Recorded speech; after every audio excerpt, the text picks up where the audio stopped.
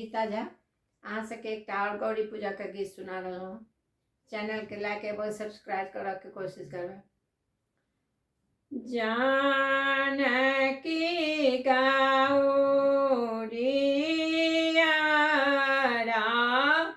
धल मन साधल हे चलनी कुंज बन जाई सुंदर फूल लोढ़ब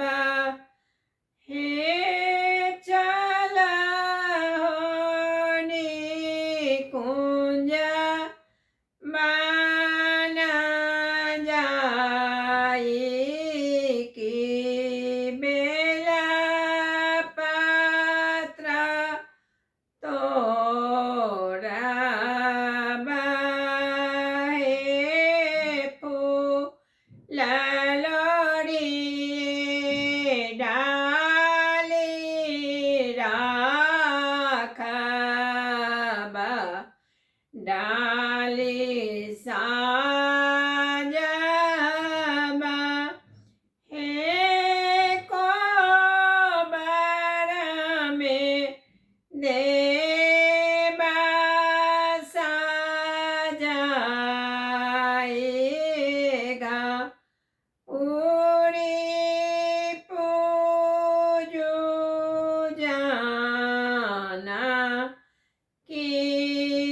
हे गौरी पूजिए बर मांगब बर पाओल हे बर बेटल श्री राम देवर बाबू लक्ष्मण हे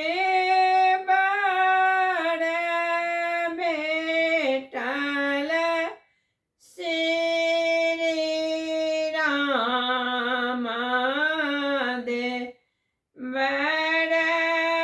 बाबू लक्ष्मण